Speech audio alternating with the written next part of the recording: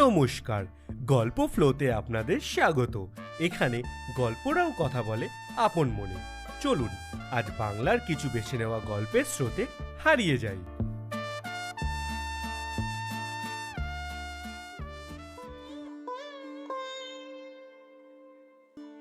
আজ আমরা আপনাদের সামনে নিয়ে এসেছি কথা সাহিত্যিক বনফুল তথা বলাইচাঁদ মুখোপাধ্যায়ের একটি অসামান্য সৃষ্টি দুই ভিক্ষুক। বারাণসীর এক অলৌকিক প্রেক্ষাপটে ইতিহাসের দুই চিরশত্রুর এক অদ্ভুত মহামিলনের গল্প এটি।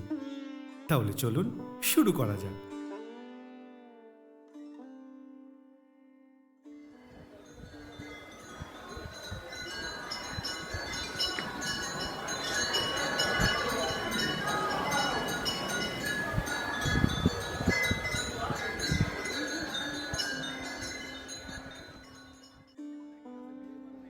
বারাণসীর জনবহুল পথের ধার, প্রতিদিন হাজারো পুণ্যার্থীর ভিড় জমে থাকে এখানে। আর এই ভিড়ের মধ্যেই একধারে চুপচাপ বসে থাকে একটি অন্ধ ভিখারি। পোড়া পোড়া কালো চেহারা, যেন আগুনে ঝলসানো।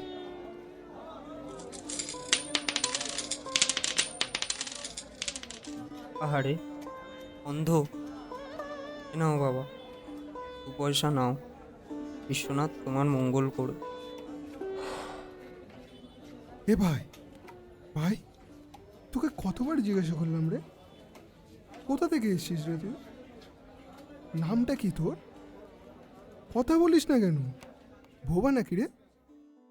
না না, আমি আমি বোবা নই, কিন্তু কিন্তু কি বলবো তোমাদের। আমার পরিচয় শুনলে যে এই পূর্ণভূমিতে তোমরা আমাকে জ্যান্ত পুড়িয়ে মারবে। আমি এক অভিশপ্ত আত্মা, যে কাশির ধুলোয় নিজের পাপের প্রায়শ্চিত্ত করছি। কেউ তার পরিচয় জানে না, এমনকি অন্য ভিখারিরাও তার সম্পর্কে সম্পূর্ণ অজ্ঞ। প্রশ্ন করলে সে উত্তরও দেয় না। রাস্তার এক ধারে ছেঁড়া কাপড়টি পেতে বসে থাকে। অন্য ভিখারিদের মতন সে চিৎকারও করে না, ভিক্ষাও চায় না, কারো কাছে হাতও পাতে না। তবুও ভিক্ষা মেলে। পুণ্য সংগ্রহ করতে আসা মানুষজন দান করতে কার্পণ্য করেন না।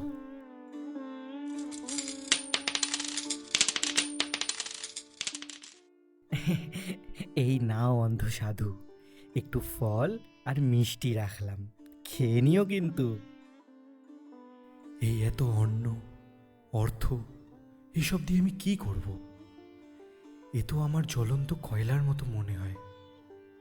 ক্ষুধার অন্ন নয়, আমি যে তৃষ্ণার্ত হয়ে ছাতকের মতো একজনের খোঁজে বসে আছি। কবে আসবে সে?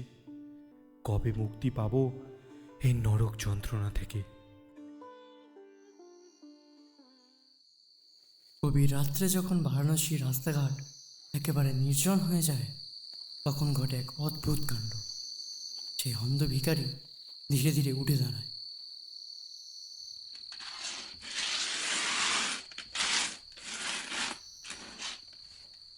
যা যা, দূর হয়ে যা আমার চোখের সামনে থেকে। এই পাপের ধন আমি স্পর্শ করতে চাই না। না, এই মোহ, এই এই মোহ আমার আর এই জগৎ সংসারে চাই না। দূর হয়ে যা চোখের সামনে থেকে।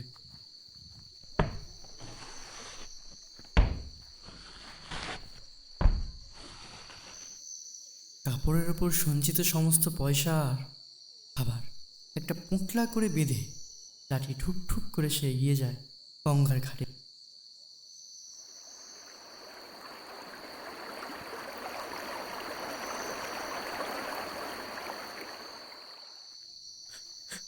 হে হে মা গঙ্গা, এই পাপের অন্ন আর এই অর্থ তোমার গর্ভেই বিসর্জন দিলাম। আমায় পবিত্র করো মা, পবিত্র করো, আর আমায় তার দেখা পাইয়ে দাও।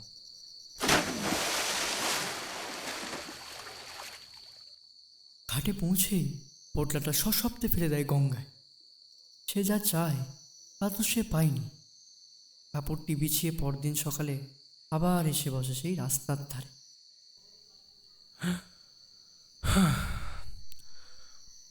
আর কতদিন, আর কতদিন এভাবে বসে থাকতে হবে আমাকে কে জানে।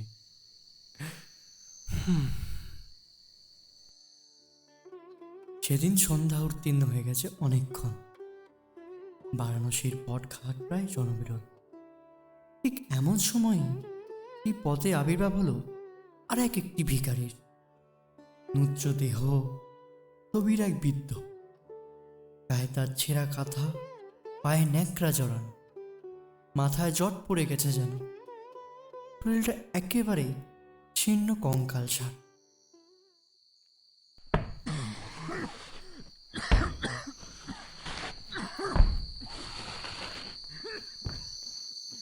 এই নতুন ভিখারিটি সোজা এসে দাঁড়ালো প্রথম অন্ধ ভিখারির সামনে। তারপর কোনো কথা না বলে নিজের ভিক্ষার থলিটি উপুর করে সমস্ত পয়সা করে ঢেলে দিল প্রথম ভিখারির কাপড়ে।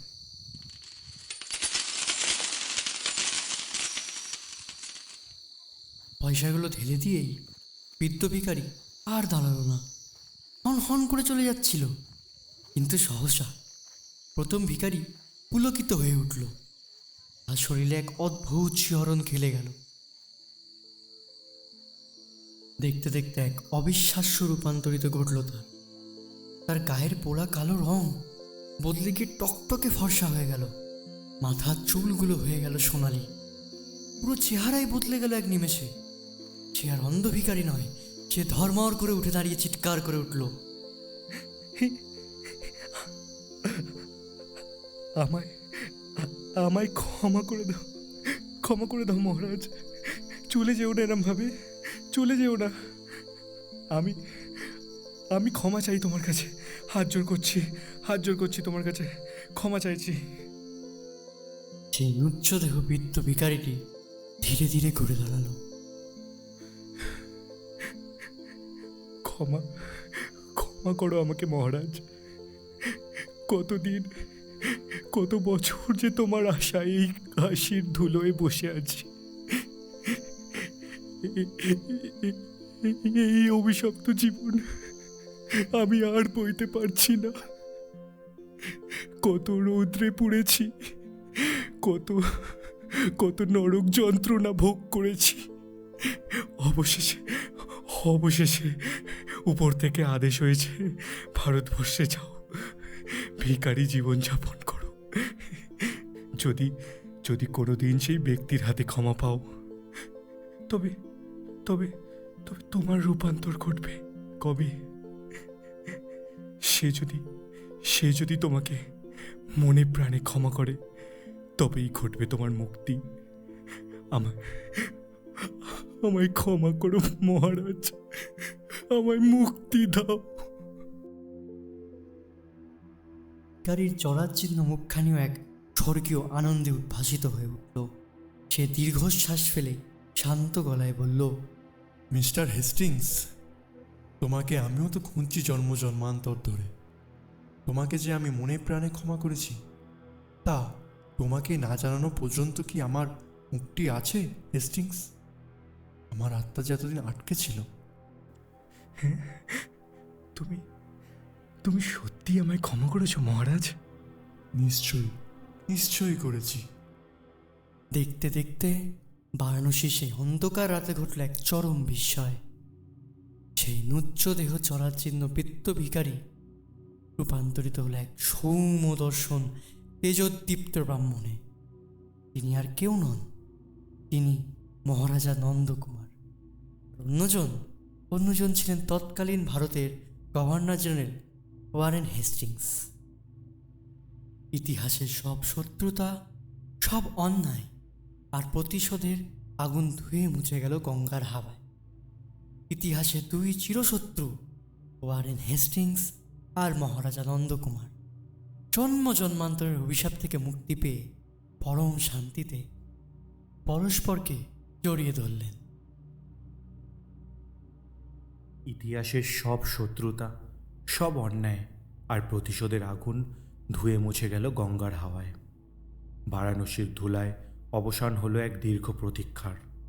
ওয়ারেন হেস্টিংস আর মহারাজা নন্দকুমারের জন্ম জন্মান্তরের অভিশাপ থেকে মুক্তি পেয়ে অবশেষে লাভ করলেন পরম শান্তি। এবার পরিচয় করিয়ে দিই আজকের গল্পের চরিত্র এবং নেপথ্যের কণ্ঠশিল্পীদের সাথে। সূত্রধর এবং দ্বিতীয় ভিক্ষুক তথা মহারাজ নন্দকুমারের চরিত্রে রয়েছেন আর্যমান। অন্ধ ভিক্ষুকের অভিনয়ের অর্থাৎ প্রথম ভিক্ষুক মানে ওয়ারেন হেস্টিংস এবং পথচারী 2 এর চরিত্রে রয়েছেন নীল। পথচারী 1-এর বিশেষ চরিত্রে কণ্ঠ দিয়েছেন সত্যজিৎ এবং কৌতূহলী অন্য এক ভিখারির চরিত্রে আপনারা শুনেছেন মৃগাঙ্গকে। পুরো গল্পটি নাট্যরূপ দিয়েছে গল্পফ্লো টিম এবং সমগ্র গল্পটির পরিচালনায় আছেন স্বয়ং নীল। গল্পফ্লো টিমের উপস্থাপনায় বনফুলের 2 ভিক্ষুক অডিও ড্রামাটি আপনাদের কেমন লাগলো তা কমেন্ট বক্সে জানাতে ভুলবেন না। যদি আমাদের এই ক্ষুদ্র প্রয়াস আপনাদের ভালো লেগে থাকে তবে গল্পটিতে একটি লাইক দিন এবং আপনাদের বন্ধুদের সঙ্গে শেয়ার করুন। এই রকম আরও চমৎকার সব বাংলা সাহিত্যের অডিও নাটক ও গল্প শুনতে আমাদের চ্যানেলটি সাবস্ক্রাইব করে বেল আইকনটি প্রেস করে রাখুন। তাহলে আজকের মতো এখানেই বিদায় নিচ্ছি। সবাই ভালো থাকবেন, সুস্থ থাকবেন। ধন্যবাদ।